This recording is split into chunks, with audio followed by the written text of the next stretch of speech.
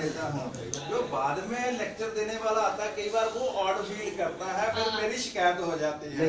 नहीं, मैं आपकी नहीं बात बता रहा, मैं फार्मर की बात बता रहा हूँ। जब भी मैं ट्रेनिंग देता हूँ तो अगर मैंने कोई अपनी तरफ से बात बता दी तो वो दूसरे किसी लेक्चरर के साथ कन्फ्लिक्ट कर गई तो उस वक्त फिर प्रॉब्लम आ जाती है। इसलिए हम जो डिस्कशन करेंगे वो लास्ट डे पर करेंगे। जो भी आपने पूछना होगा उस वक्त पूछ लीजिएगा। जो हमारा कंसेंट्रेट राशन आम हालतों में ये हम 2% डालने के लिए एडवाइस करते हैं। 1 क्विंटल कंसेंट्रेट राशन में 2 किलो मिनरल मिक्सचर डालना होता है। पर ये जो जहां हमने राशन देना है एनिमल को, यहाँ जो मिनरल मिक्सचर है ये 3% देना है, 1 किलो एक्स्ट्रा डालना है। ये 3 काम हमने 2 महीने पहले करने हैं। समझ ला के यहाँ तक तो किसी ने कोई सवाल नहीं पूछना। अगर किसी को मेरी बात समझ ना लगी हो, वैसे तो मैं हिंदुस्तानी में बोल रहा हूँ, समझाने की कोशिश कर रहा हूँ।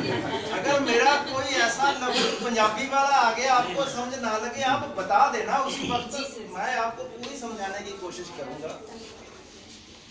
बयाने में या काविंग में 1 महीना रह जाए जब, तो उस वक्त 2 काम करने होते हैं। एक है चेलमिन का इंजेक्शन आता है, हमारे यहाँ लुधियाना में अवेलेबल है, आपके जम्मू में भी हो सकता है। वेस्पर कंपनी के प्रोडक्ट जम्मू में अवेलेबल हैं, कश्मीर में हो सकता है ना हो। तो ये चेलमिन का 10 ml की वायल आती है, ये 5 ml लगाना है सब कट।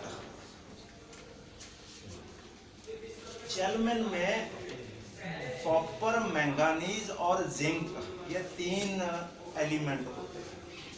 ये मैं आपको बता रहा हूँ कि ये क्यों लगाना है। लगा तो आप भी दोगे, ये 1 महीना पहले, हाँ काविंग से ये देखिए 2 महीने पहले 3 काम करने हैं, वो मैंने बता दिए पहले। अब जब काविंग में 1 महीना रह जाएगा तो उस वक्त 2 काम करने हैं। उसमें एक काम है चेलमिन का इंजेक्शन देना, 5 ml सबकुट, 5 ml सबकुटेनियस देना है, ये ध्यान रखना। सर ये सिर्फ इतना ही देना है, सिर्फ 5 ml? हाँ 5 ml नहीं, और 5 ml का ही पैक होगा? नहीं, 10 ml पर लगाना 5 ml। ये जो आई ड्रॉप्स हैं प्लास्टिक की बोतल में होते हैं, ये वैसी ही होगी। कौन सी कंपनी? वेस्पर, बेंगलोर की कंपनी है वेस्पर। पोल्ट्री के प्रोडक्ट ज्यादा आते हैं इनके, जम्मू में बहुत अवेलेबल हैं, तो उन्हीं का ये प्रोडक्ट है। लोग कई बार शिकायत करते हैं कि ये तो भाई आई ड्रॉप्स वाली पैकिंग है, तो उसके लिए भी मैं बता देता हूँ कि क्यों आई ड्रॉप्स वाली पैकिंग रखी उन्होंने इसका लाइसेंस लेने के लिए, इंजेक्टेबल जो वायल होती है उसका लाइसेंस लेने के लिए अप्लाई किया, तो जो लाइसेंस प्रोवाइड करते हैं वो एजेंसी ने उनसे 3-4 करोड़ रुपए मांगे लाइसेंस देने के लिए। उन्होंने बोला कि हमें क्या जरूरत है ये देने की, हम पैकिंग ही दूसरी बना लेते हैं। तो उससे जो है रेट कम हो गया। अगर वो पैसे देते, रिश्वत देते, तो उसका रेट बढ़ जाना था। ये अब 130 रुपए का 10 ml आता है, 65 रुपीज पड़े एक एनिमल। अगर वो लाइसेंस लेकर जो कांच की वायल अगर बनाते तो वो 400 या 500 रुपए का पड़ता। तो रेट कम करने के लिए उन्होंने वो प्लास्टिक की बोतल जो है उस पर मेडिसिनल यूज के लिए नहीं लिखा हुआ, वो फीड सप्लीमेंट बना दिया उन्होंने, पर वो है इंजेक्शन। तो इसलिए मैं आपको बोल रहा हूँ कि जब आप लोगे उसको, वो आई ड्रॉप्स वाली वायल होगी, तो उसी में से आपने 5 ml ड्रा करके सब कट लगा देना। तो ये लगाने का एडवांटेज क्या है? हमारी सिक्योरिटी के लिए पुलिसमैन होते हैं। मान लीजिए जंगल में एक पुलिसमैन खड़ा है, अकेला है, उसके पास कोई हथियार नहीं है, उसकी क्या वैल्यू होगी? कुछ नहीं, कोई भी थप्पड़ मार के जा सकता है। और अगर उसके पास कोई हथियार हो, AK-47 हो, कोई उसके पास नहीं जाएगा। तो उस पुलिसमैन की जो वैल्यू है उसके हथियार से, ऐसे ही हमारी बॉडी में भी एक पुलिसमैन है, उसका नाम है SOD, सुपर ऑक्साइड डिसम्यूटेज। ये एक एंजाइम का नाम है। अगर आपने फिजियोलॉजी का कोर्स पढ़ा हो तो उसमें ये पढ़ाया जाता है SOD। Super oxide dismutase. तो इसका काम क्या है, बॉडी में जितने भी माइक्रो ऑर्गेनिज्म एंटर करते हैं, चाहे वो वायरस हो, बैक्टीरिया हो, फंगस हो, माइकोप्लाज्मा हो, रिकेट्सिया हो, कोई भी हो, तो उसको इसने मार देना है। सर सुपर ऑक्साइड, सुपर मैं लिख देता हूँ, एक्चुअली क्या है ये बोर्ड इतना अच्छा नहीं है, मैं सुपर ऑक्साइड डिसम्यूटेज, ये एंजाइम का नाम है। ये बॉडी में जितने भी माइक्रो ऑर्गेनिज्म एंटर करते हैं उसको ये खत्म कर देता है। पर इसके पास अगर हथियार होगा तब ये काम करेगा। इसके जो हथियार हैं वो 3 हैं, एक कॉपर है, एक मैंगानीज है, एक जिंक है। तो वो कोफैक्टर हैं, अगर वो होंगे तब ये काम करेगा। तो इसको एक्टिवेट करने के लिए हम चेलमिन देते हैं। अगर उस वक्त कोई बॉडी में कोई माइक्रो ऑर्गेनिज्म एंटर कर गया तो वो प्रॉब्लम ना क्रिएट करे, तो वो इम्यूनिटी बढ़ाने के लिए हमने चेलमिन देना। तो ये पहला काम है 1 महीना पहले।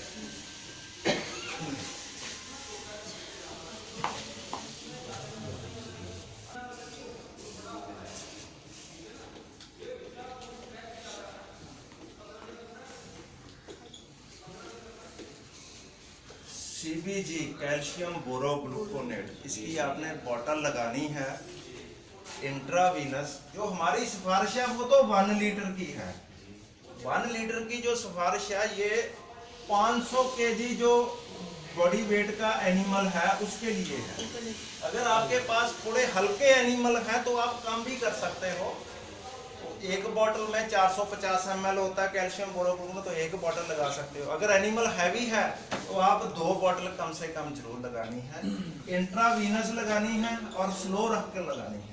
विंटर में आपको गर्म भी करना पड़ेगा। सर्दियों का महीना है, नवंबर, दिसंबर, जनवरी, फरवरी, तो वहाँ ठंड होगी, तो बॉडी टेम्परेचर पर बॉटल को वार्म करना, गर्म करना, उस वक्त लगाना। इसमें सर माइफिक्स भी आती है वो? हाँ वही, कैल्शियम बोरोग्लूकोनेट, उसमें मैग्नीशियम हाइपोफॉस्फेट साथ में हो वो लगानी है। मैं ट्रेड नेम इसलिए नहीं बोल रहा कि आपके वहाँ हो सकता है कोई और ब्रांड नेम मिलता हो, पर साल्ट यही होना चाहिए, CBG। अब ये लगाने की क्या जरूरत है, कोई नहीं लगाता, किताबों में भी नहीं मिला होगा, पर अगर लगाओगे आपको तो आप देखना आपके एरिया में किसी एनिमल को मिल्क फीवर नहीं होगा खाने के बाद। क्यों, मैं बताता हूँ उसका रीजन। 5 बातें आपको समझनी पड़ेंगी ये समझने के लिए कि ये हमने क्यों लगाना है। जब एनिमल डेड हो जाते हैं तो उसका जो स्केलेटन होता है, पंजाब में तो हड्डा रोड़ी कहते हैं, वहां ले जाते हैं। आपके वहां मुझे मालूम नहीं क्या बोलते होंगे, पर जहां भी वो स्केलेटन इकट्ठे किए जाते हैं वहां से आप बोन्स कलेक्ट कर लो। वर्ल्ड की किसी भी लेबोरेटरी में उसको टेस्ट करा लीजिएगा, उसमें आपको 2 चीजें ही मिलेंगी। 98% जो वेट होगा उसका, अगर मान लीजिए 1 किलो आपने बोन्स कलेक्ट की, इसमें 980 ग्राम 98% कैल्शियम, फास्फोरस, मैग्नीशियम, ये तीनों चीजें मिलेंगी। जो बाकी का 20 ग्राम है ये आपको और जेलेटिन या प्रोटीन या कोई और चीज, कनेक्टिव टिश्यू कोई आ गया, वो मिल जाएंगी अपने। पर ज्यादातर कैल्शियम, फास्फोरस, मैग्नीशियम, ये तीनों का जो कॉम्बिनेशन होता है उसको हाइड्रोक्सी एपेटाइट बोलते हैं। जो बोन में कॉम्प्लेक्स बनता है हाइड्रोक्सी एपेटाइट, उसमें ये तीनों चीजें होती हैं, कैल्शियम, फास्फोरस, मैग्नीशियम। आप कश्मीर से कल चले, मान लीजिए आपने लुधियाना से वापस जम्मू जाना है, बस स्टैंड पर 2 बसेज खड़ी हैं। एक जलंधर बस स्टैंड जाएगी, उसके बाद पठानकोट बस स्टैंड जाएगी, फिर वो जम्मू जाएगी। दूसरी बस है वो बाईपास जा रही है, मतलब किसी बस स्टैंड पर नहीं जाएगी। आप कौन सी प्रेफर करोगे? बाईपास, जो सीधा जाएगी। नंबर 1। जब भी कोई बड़ी बिल्डिंग बनती है तो पहले पिलर्स खड़े होते हैं। अगर छोटी बिल्डिंग है तो पहले दीवारें खड़ी होती हैं, उसके बाद प्लास्टर होगा या बिजली का काम, लकड़ का काम, फर्श का काम, वो सारा, बाकी सारे काम बाद में होते हैं। तो तीसरी बात, जब लेंटर की बारी आती है, अभी लेंटर डालने वाला है, वो आपने देखा होगा जो मोटर है एक पर्सन दूसरे को पकड़ाता है, दूसरा तीसरे को पकड़ाता है। अगर मोटर बनाने वाला ही कमजोर पड़ गया तो फिर आप अंदाजा लगा सकते हो कि लेंटर पड़ने में देरी होगी। ये बात भी समझ रहे हैं। अब हम एनिमल की तरफ आए। आपने देखा है, यहाँ मैंने बताया था कि जब काबिंग के वक्त बच्चे का वजन है वो 30-45 kg हो जाता है। तो ये जो पीरियड है इसमें जो ग्रोथ हो रही है फीटस की वो बहुत तेजी से हो रही है। तो बच्चे का पहले स्केलेटन डेवलप होना है, उसके बाद मसल्स या बॉडी के ऑर्गन ग्रो करेंगे। अगर स्केलेटन ग्रो नहीं हो रहा तो उसकी ग्रोथ नहीं होगी। तो बोन में हमने देखा है कि सबसे ज्यादा ये कैल्शियम, फास्फोरस, मैग्नीशियम है। तो ये हमने फीटस तक पहुंचाना है जहां जो बोन्स है वो ग्रो कर रही हैं। तो एक मैंने बोला था कि बाईपास का हमने रास्ता इख्तियार करना है। तो बाईपास अगर हम मुंह से देंगे, वैसे तो हमने जो मिनरल मिक्सचर है वो 3% कर दिया, उसमें भी कैल्शियम, फास्फोरस, मैग्नीशियम है, पर वो मुंह से जब देंगे वो ह्यूमन में जाएगा, फिर डाइजेस्ट होगा, ब्लड में आएगा, ब्लड से प्लेसेंटा में जाएगा, प्लेसेंटा से फीटस ब्लड में जाएगा, फिर वो बोन तक पहुंचेगा। तो उसमें बहुत टाइम लग जाएगा। तो हमने वो रास्ता बाईपास कर दिया, हमने इंट्रावीनस दे दिया, वो सीधा ही प्लेसेंटा तक जाए, उसके बाद वो फीटस में चले जाए। तो ये जब जाएगा बच्चे की बोन तक तो बोन की जो ग्रोथ है वो मेंटेन्ड रहेगा। तो अगर वो बोन मेंटेन्ड है तो उसका बॉडी वेट 30-35 kg जितना पीरियड जेस्टेशन का है उसी में आ जाएगा। अगर आप ये नहीं दोगे तो आपने देखा होगा कई बार जो गाय है काविंग के लिए 1 महीना ऊपर ले लेती है, 9 महीने पूरे करने की बजाय 10 महीने ले लेती है। वो क्यों लेती है? क्योंकि बच्चे की ग्रोथ ही नहीं हुई। तो अगर वो 1 महीना आपने बचाना है तो ये आपको देना पड़ेगा। तो ये 2 काम 1 महीना पहले करने। 1 महीना क्यों? क्योंकि यहाँ जो बोन की ग्रोथ है वो मैक्सिमम होती है, तो उसको मोर्टर, उसको जो रॉ मटेरियल है वो प्रोवाइड करना जरूरी है। अगर आपके सिर्फ 10 दिन रहते हैं काविंग में फिर वो देने की जरूरत नहीं है, वो सामान निकल गया। अगर ट्रेन निकल जाए स्टेशन से फिर टिकट लेने की जरूरत नहीं है। तो वही यहाँ है, अगर आप लेट हो गए फिर ये कैल्शियम नहीं देना। जो हीफर होती हैं वो कई बार इंट्रावीनस इंजेक्शन नहीं लगाती, बहुत डिफिकल्टी आती है। तो उस सिचुएशन में आपने ओरल कैल्शियम देना है। पर वो जो कैल्शियम ओरली देना है सबसे ज्यादा इफेक्टिव होता है कैल्शियम क्लोराइड। ये जेल फॉर्म में आता है। तो मार्केट में 2-3 ब्रांड अवेलेबल हैं। एक है कैलफॉन्ड, एक है कैलप जेल। ये वेटकेयर कंपनी का है, कैलफॉन्ड कैरस कंपनी का है, दिल्ली की कंपनी का। तो इसमें क्या है,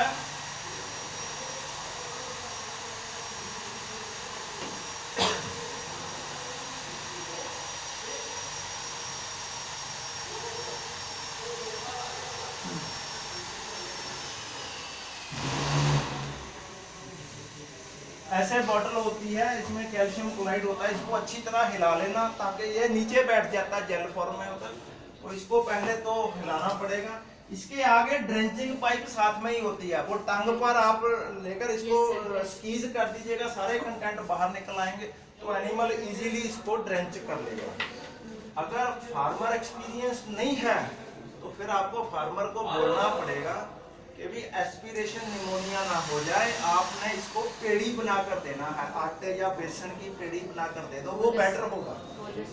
बोनस की फॉर्म में मतलब ड्रेंचिंग निमोनिया हुथू नहीं आना चाहिए, ट्रेकिया में नहीं जाना चाहिए, ये आपने इंश्योर करना है। तो ये 2 काम आपने फार्मर को बोलना है 1 महीना पहले करने हैं। जब काविंग में 15 दिन रह जाएं तो 3-4 काम और करने हैं।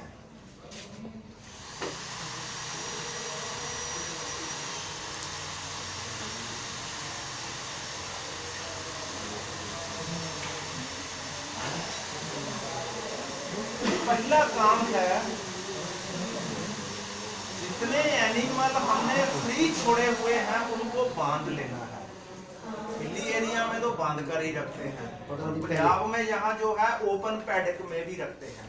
तो आपके वहाँ भी अगर कोई ऐसा फार्म है कैटल का, उन्होंने फ्री रोमिंग के लिए रखे हुए एनिमल, तो 2 हफ्ते पहले ब्याने से, 2 काविंग से 2 हफ्ते पहले उन एनिमल को जो हाल्टर है या स्टेंचियन से बांध लेना है। ये पहला काम है। दूसरा जो काम है, पहला हो गया टेदरिंग, दूसरा हो गया बेडिंग। मौसम कोई भी हो, सर्दी का हो, बरसात का हो, गर्मी का हो, गर्मी में भी बेडिंग स्ट्रा जरूर देना है। सबसे अच्छा जो है पैडी स्ट्रा होता है। पैडी स्ट्रा बहुत नरम जो है फाइबर होता है, तो एनिमल को कोई दिक्कत नहीं आती।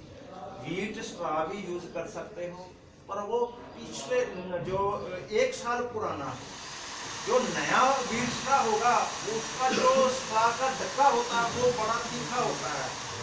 अडर जो है बड़ा सॉफ्ट बन जाता है काविंग के टाइम पर। वो बीच में अगर चुभ गया तो वहाँ जख्म हो जाएगा, वो दिक्कत आएगी। सो फार्मर को एडवाइस करना है कि भाई वो जो है पिछले साल वाली जो तूड़ी जो वीट का होगा वही यूज करना है।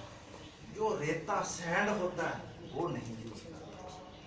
अगर कोई कर रहा है तो फार्मर को एडवाइस करना कि थोड़ा सा रेता लेकर अपने यहाँ आराम पिट में ऐसे करना, 1 हफ्ते में पता चल जाएगा क्या करना है। जख्म कर देगा वहां अडर में और टांग में। अगर ऐसे रेता चढ़ गया तो वहां फ्रिक्शन से जख्म हो जाएगा। तो हमारे इंडिया में जो फ्लाई की पॉपुलेशन बहुत ज्यादा है, तो फ्लाई ने वहां एग दे दिए, मैगट्स पड़ जाएंगे। तो मैगट्स जो है ये वोरेशियस ईटर हैं, मांस को, मसल्स को बड़ा जल्दी खा लेते हैं। तो फार्मर को उस वक्त पता चलेगा जब 3-4 किलो मांस वहां से खा लेना है मैगट्स ने, क्योंकि वो पता नहीं चलेगा फार्मर को। जब बहुत ज्यादा प्रॉब्लम आ जाएगी, वहां से स्मेल आने लग जाएगी, फिर पता चलेगा।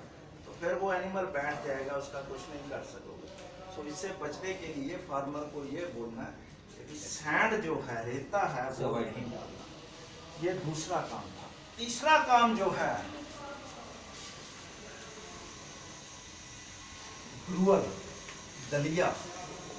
आधा किलो से 1.25 किलो कणक का, गेहूं का या मकई का ये दलिया आप देना जरूर शुरू करना है 2 हफ्ते तक। इससे एनर्जी मिलेगी एनिमल को। तीसरा जो काम है, अब 4th काम, काविंग से 2 हफ्ते पहले किसी भी फॉर्म में कैल्शियम नहीं दिया करते, वो बंद कर देना। 2 हफ्ते पहले कोई भी कैल्शियम की प्रिपरेशन यूज नहीं करते। मिनरल मिक्सचर में सबसे ज्यादा कैल्शियम और फास्फोरस होता है, तो उसमें से हम कैल्शियम तो निकाल नहीं सकते। तो फिर यही एडवाइस करते हैं हम कि 2 हफ्ते के लिए मिनरल मिक्सचर ही ना लो। अगर आपके पास ट्रेस एलिमेंट का कोई कॉम्बिनेशन है, जिंक, कॉपर, मैंगनीज, कोबाल्ट, ऐसे एल्टेक का आता है, वो आप यूज कर सकते हो। पर जो होल सारे मिनरल्स का मिनरल मिक्सचर आता है वो यूज नहीं करना। वही आप बंद कर दो 15 दिन के लिए, उसके बाद फिर कंटिन्यू कर सकते हो। कैल्शियम बंद करने के बाद एक काम और करना है, मैग्नीशियम ऑक्साइड आपने शुरू करना है। मैं यहाँ मैग्नीशियम ऑक्साइड लिखा है। जो दुकानें हैं फार्मेसी की, वहां से आपको MgSO4 मिलेगा। 10-15 रुपए का जो आधा किलो का पैकेट आता है, 10-15 रुपए का, वो नहीं यूज करना। मैग्नीशियम सल्फेट का यहाँ कोई काम नहीं है। आपने मैग्नीशियम ऑक्साइड लेना है। एसडी फाइन कंपनी का सबसे अच्छा आता है।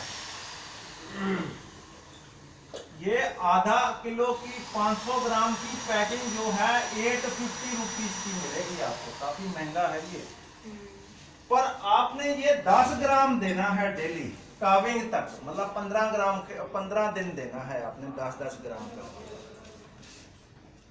इसके बाद जो नेक्स्ट काम है, 6th काम, वो है डिस्सी रोल।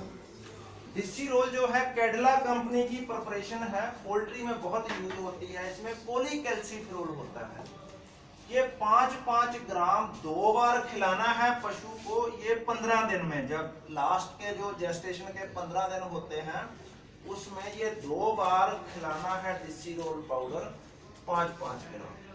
अगर वहाँ आपके अवेलेबल नहीं है ये जो कैल्सिफ्लोर, तो ह्यूमन में एक प्रिपरेशन आती है, उसका इंजेक्शन है वो, ये पर थोड़ा महंगा पड़ेगा, रेक्टिटोल 1 ml का एम्प्यूल होता है, ये 4 ml आपने इंट्रामस्कुलर लगाना है। ऐसे ही ये 2 बार रिपीट करना है, एक आज एक हफ्ते बाद।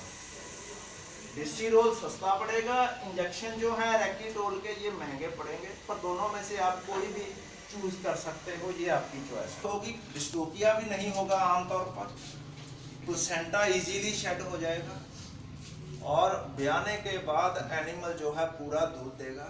कोई मेटाबॉलिक डिजीज नहीं होगी, जैसे मिल्क फीवर है, हीमोग्लोबिन यूरिया, कीटोसिस है, मैग्नीशियम हाइपोटेटनी है, हाइपोमैग्नीशियमिक टेटनी, वो सारे केस नहीं होंगे अगर ऐसा करेगा। पर कुछ लोग हमारे पास यहाँ पंजाब में आकर ये बोलते हैं, यहाँ कंपटीशन बहुत होते हैं, मिल्क कंपटीशन। अभी लास्ट ईयर हमारी बफलो ने 14.5 लीटर दूध दिया, अगर वो 15 लीटर दूध दे देती तो हमें प्राइज मिल जाना था। तो कोई ऐसा तरीका है जिससे हम दूध बढ़ा सके एनिमल का? एक तरीका है, एक इंजेक्शन आता है रेजरपीन।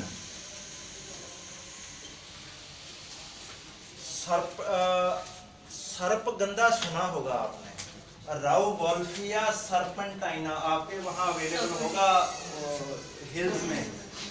राउवोल्फिया सर्पेंटाइना का ये एल्कलॉइड है, उससे तैयार होता है।